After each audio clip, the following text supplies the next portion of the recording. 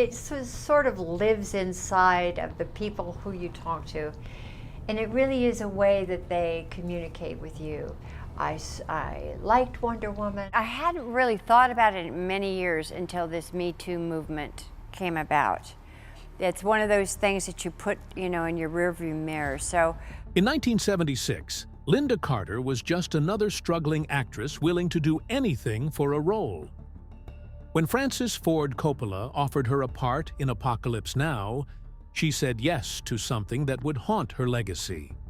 She posed for photos that no major star would dare do today. But fate had other plans. A massive typhoon hit the Philippines and destroyed the film set. Carter had to leave immediately. What happened next launched her to superstardom as Wonder Woman. But those photos from the Philippines? They're still out there, hidden in plain sight. Lynda Carter was born on July 24, 1951, in Phoenix, Arizona, with the full name Lynda Jean Cordova Carter. Her heritage was a blend of Mexican, English, and Scots-Irish roots.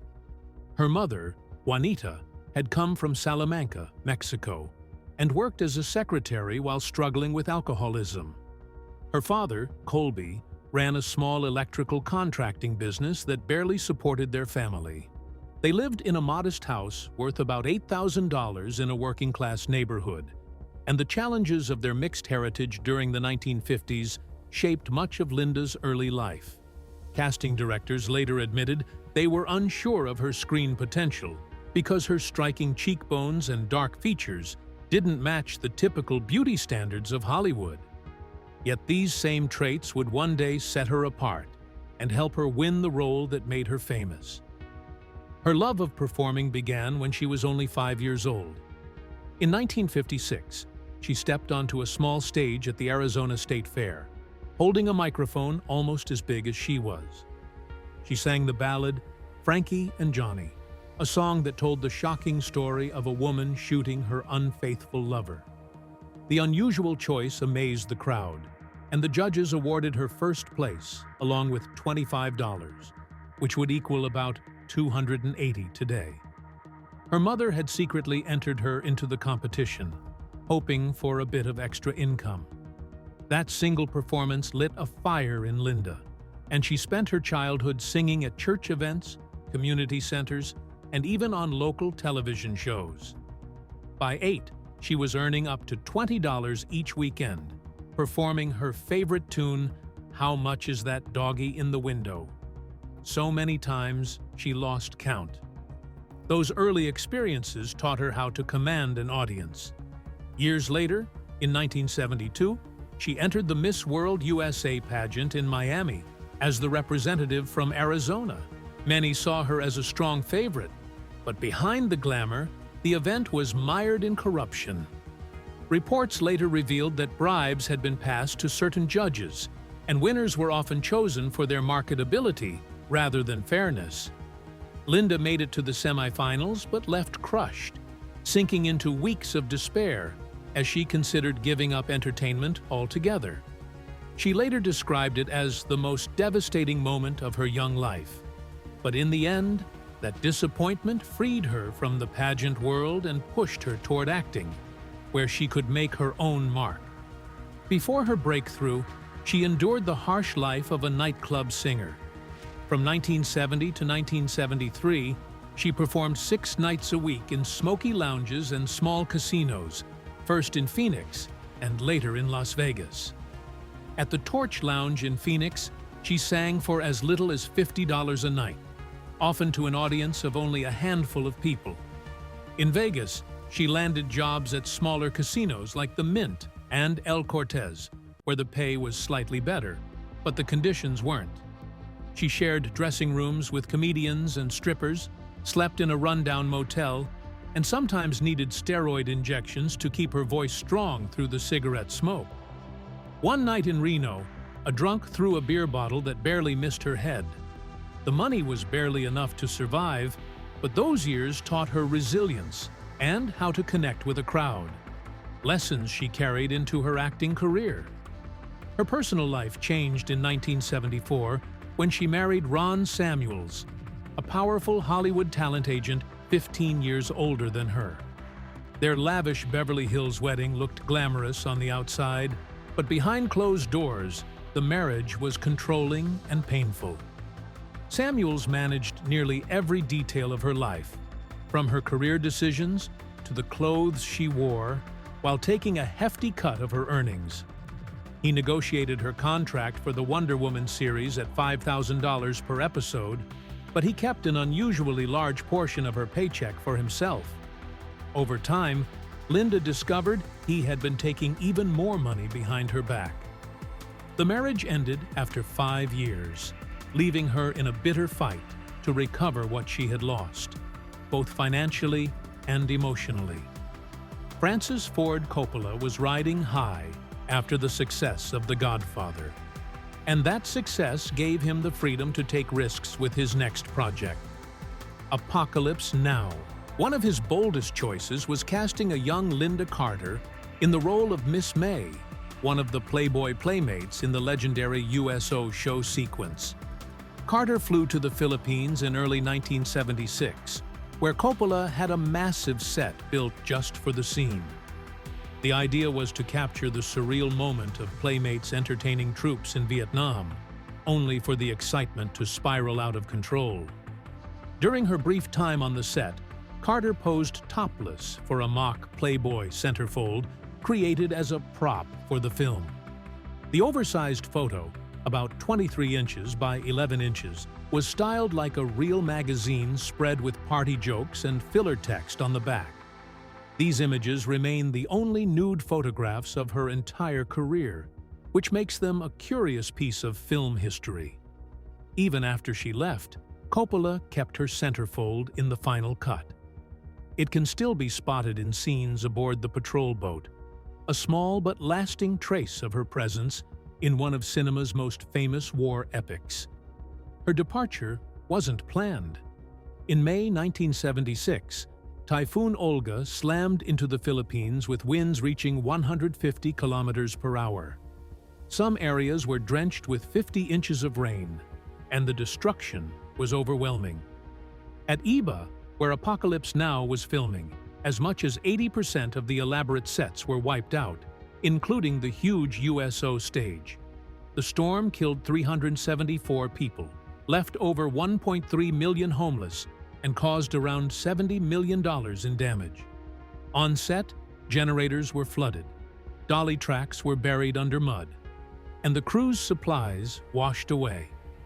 For Carter, the disaster meant going back to America as the production came to a halt.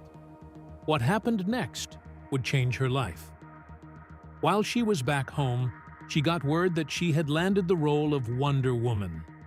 The timing could not have been more fateful. Instead of returning to the Philippines when production eventually resumed, her new contract locked her into the series. That show would run from 1975 to 1979 and make her one of the most recognizable stars of her time. It's striking to think that a natural disaster pushed her away from a supporting role in Apocalypse Now and straight into the role that would define her career. Coppola eventually recast Miss May with Colleen Camp, but the transition wasn't simple. To maintain continuity, Camp had to pose topless in the same style as Carter for a new centerfold. Some gossip suggested that for certain shots, Camp's head was even placed over Carter's body, though no one has ever proven it. Lynda Carter's rise to becoming Wonder Woman was far from a smooth journey. Behind the glamour of the role were struggles, risks, and painful experiences that the public knew little about. When she first auditioned for the role, the odds were stacked against her. More than 2,000 actresses tried out, including women who would later become stars in their own right, like Farrah Fawcett, Jaclyn Smith, and Kate Jackson. Carter was only 23 at the time, with little acting experience beyond her Miss World USA title. She was so financially strapped that she had just $25 in her bank account when she received the call that would change her life. Even after landing the role, money was still a struggle. For the pilot episode, she was paid only $90 a week, barely above minimum wage. It was a shocking contrast to the massive budget the studio poured into the production. Things improved once the show was picked up, with her salary rising to $3,500 per episode. By the final season, she was earning more than $1 million for the year, a leap that showed just how essential she had become to the show's success. But money wasn't the only issue. The famous Wonder Woman costume looked glamorous on screen, yet it was a constant source of problems behind the scenes. The strapless top often slipped during stunts, forcing the crew to use tape and adhesives to keep it in place. The metal eagle pressed painfully into her skin, leaving marks that makeup artists had to cover. The tight material restricted her movement, causing circulation problems and making stunts even more difficult. During water scenes, the original bikini design proved impossible to manage, forcing the production to switch to a wetsuit. Carter later admitted that the costume felt like a nightmare she had to battle every day. Her commitment to authenticity also put her in real danger. In one episode, she insisted on performing a helicopter stunt herself, hanging 50 feet in the air without proper safety gear. The producers were furious when they found out, but Carter had already risked her life to make the scene look real. Her stunt double, Jeannie Epper, handled the most dangerous work. Yet Carter's willingness to push herself kept her at constant risk of injury. These choices left lasting effects on her body, leading to surgeries and years of back pain. The pain eventually drove her to rely on medication in ways she never intended, a private struggle that weighed heavily on her through her mid-20s. The role also brought frightening invasions of her personal life. As the show grew in popularity, obsessed fans crossed dangerous lines. One cameraman drilled a hole in her dressing room wall to spy on her as she changed. He was caught and fired, but the damage was done. She felt exposed and unsafe, and the stalking didn't stop there. Fans followed her, some even breaking into her private spaces, leaving her in a constant state of fear despite playing television's strongest woman. Adding to the pressure was a fierce battle between networks. ABC, which aired the first season set in World War II, dragged its feet on renewing the series because of the high cost of producing period settings. CBS stepped in with an offer, but demanded that the storyline shift to the modern 1970s. The move completely changed the show, cutting most of the original cast and leaving Carter as the only real connection to the original version. She carried the show through the transition, but the change revealed how fragile even a successful series could be under network politics. Even beyond the industry battles, Carter faced hostility from outside groups. Wonder Woman's message of female empowerment in the 1970s clashed with conservative critics, who saw the character as a threat to traditional values. Carter received death threats so often that she later said she could have wallpapered her home with them. The threats left her living with security measures and constant caution. The irony was painful. While she played the strongest woman on television, in real life, she often felt powerless against the dangers closing in around her. In May 1978, at the height of her Wonder Woman fame, Lynda Carter released her debut album, Portrait, on Epic Records. The album had 12 tracks filled with pop and disco sounds, and Carter even co-wrote 3 of them. Despite her popularity on television, the album didn't take off. Radio stations gave it little play, and the singles All Night Song and Toto never gained traction. It was a harsh reminder that fame on TV didn't always guarantee success in music. 2 of the songs did make their way into a Wonder Woman episode the following year, but the poor sales kept Carter from releasing another album for more than 3 decades. At the same time, she was determined to show she could perform live. In the summer of 1978, she took the stage at Caesar's Palace in Las Vegas. Critics arrived ready to be skeptical, but she surprised them. The shows were praised, and she won over audiences with her energy and presence. While her album hadn't sold well, her live performances were considered a success and proved she had more to offer than just her role as Diana Prince. When Wonder Woman ended in 1979, Carter faced a difficult transition. Acting roles were scarce, and she quickly found herself struggling with typecasting. During this period, alcohol became a way to numb her feelings. What began as an occasional drink soon grew into a problem. Friends noticed that once she started, she often couldn't stop. Her marriage to Ron Samuels suffered as a result, and by 1982 the relationship had ended. She later admitted that she had tried to quit on her own many times, especially during her pregnancy. But the cycle of relapse and regret kept pulling her back. In 1984, Carter found love again when she married lawyer Robert Altman. Together they built a family with 2 children, James and Jessica. But their happiness was tested in the early 1990s when Altman was indicted in a massive banking scandal.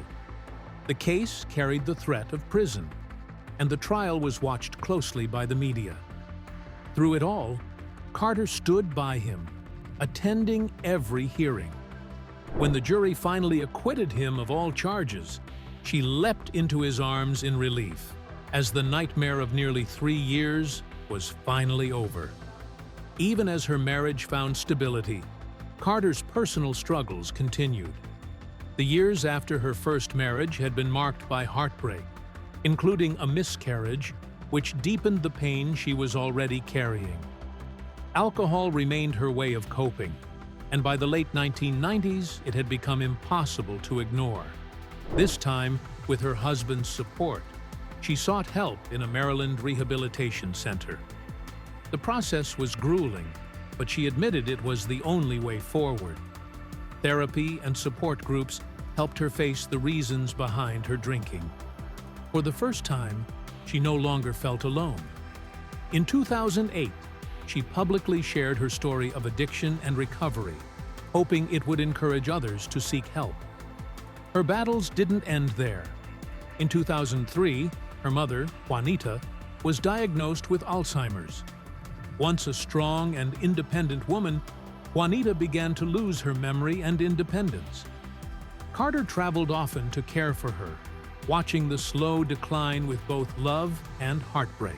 After her mother's death, she became an advocate for Alzheimer's research, determined to honor her memory and raise awareness, especially within the Hispanic community, which faces a higher risk of the disease. Throughout it all, Carter continued to deal with the darker side of fame. She revealed years later that while filming Wonder Woman, she endured sexual harassment, including a cameraman secretly drilling a peephole into her dressing room. She also spoke of abuse from a powerful figure in Hollywood, someone she said had harmed many women. Despite these painful experiences, she refused to let them define her, instead using her voice to warn others and push for change. In 1984, Lynda Carter returned to television with Partners in Crime alongside Lonnie Anderson. Critics were ruthless. One review called it the worst show of the season, maybe even the decade. They mocked its cheap production and clumsy writing. The show lasted only 13 episodes, running from late spring to November, and holds a 6.3 out of 10 on IMDb. Carter played Carol Stanwyck, a stylish New York photographer who moved to San Francisco to run a detective agency with Anderson's character after the murder of their shared ex-husband. The project was chaotic, with last-minute script changes and a tight budget, and Carter later admitted she felt miserable during filming. Still, both she and Anderson gave professional performances that showed Carter's range beyond her Wonder Woman fame. 10 years later, Carter took a very different role in Hawkeye. The show aired from September 1994 until May 1995, running 22 episodes and filmed entirely in British Columbia. Carter played Elizabeth Shields, a Virginia woman who built a trading post at Fort Bennington during the French and Indian Wars.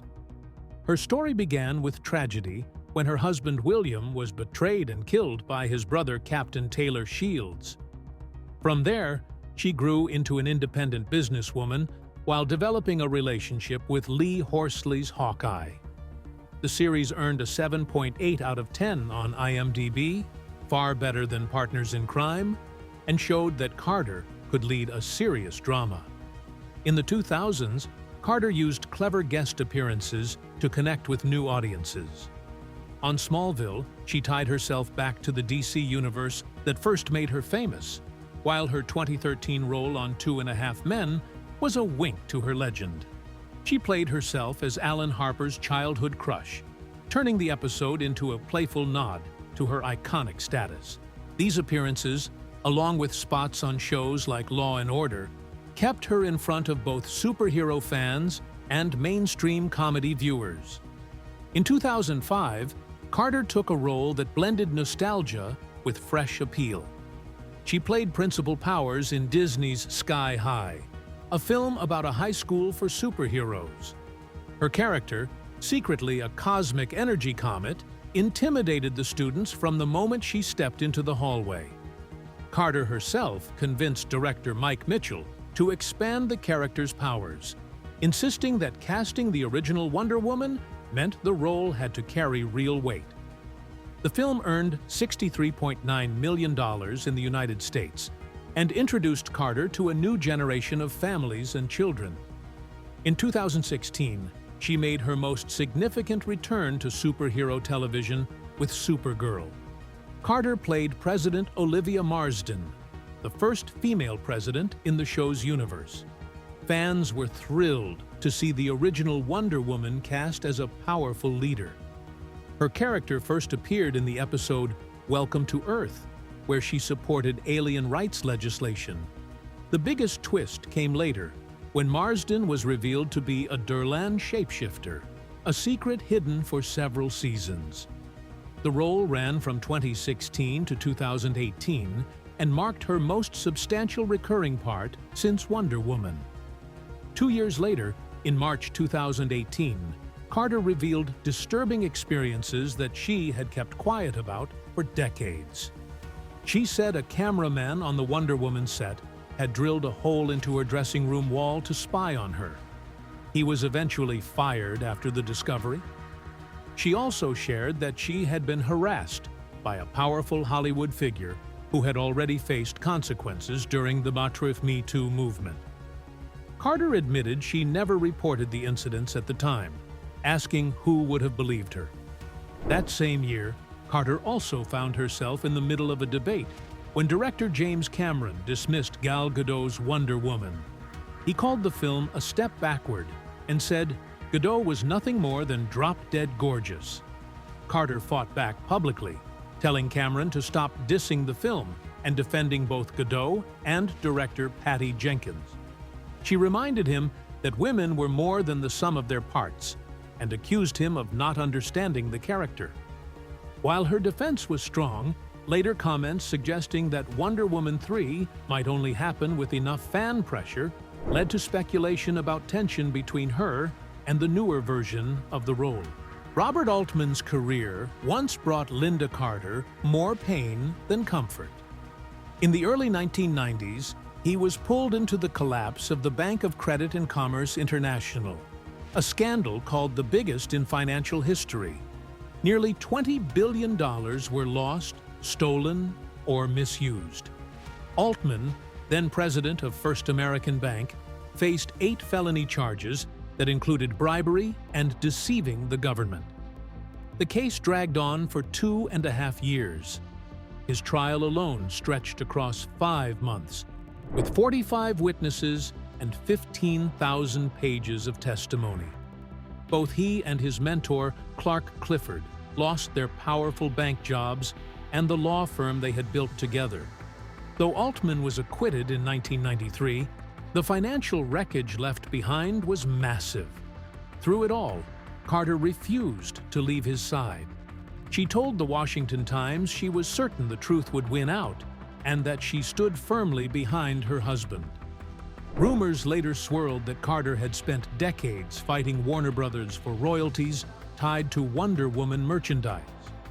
While her portrayal of the superhero from 1975 to 1979 made her a lasting icon, there is no real proof she spent years locked in legal battles with the studio. What can be said with certainty is that her version of Wonder Woman remained so loved that she was honored again during the character's 50th anniversary. Stories have also floated about a failed restaurant venture called Carter's Kitchen that supposedly ran between 2008 and 2012. No reliable evidence links Carter to such a project. What is known is that she poured her energy into performing, charity work, and her family, not into running a chain of restaurants. The financial crash of 2008 hit millions of Americans hard. At the time, nearly a quarter of U.S. homes were worth less than the loans on them, and stock values had dropped by about 50%. Some believe Carter and Altman were forced to sell property at heavy losses during that time. Yet, there's no documented proof of that either. Their home near Washington, D.C., an 18,000-square-foot mansion built in 1987, remained theirs. In fact, Altman would later turn things around in the video game industry. His company, ZeniMax Media, was eventually sold to Microsoft for $7.5 billion, giving the family back much of the security they had lost. Today, Lynda Carter's net worth is still debated. Some reports place it at $10 million in 2025, while others list $12 million in 2024. The truth is difficult to pin down. Celebrity fortunes often include private investments, real estate, and royalties that are not public. Her acting career, her music, and appearances in recent projects like Wonder Woman 1984 and the TV series Supergirl added steady income. The success of ZeniMax, which Altman built before his death in 2021, also boosted the family's wealth. Since losing her husband to a rare blood cancer, Carter has leaned on her daughter Jessica, now 32. The two share a close bond, performing together and often appearing side by side at events. Carter still speaks warmly about her daughter and shares moments of their lives with fans. While she has faced deep grief, she remains active at 72. She spends time supporting causes like Alzheimer's research, a fight that became personal after her mother battled the disease. Recent interviews show her looking healthy and engaged with her work.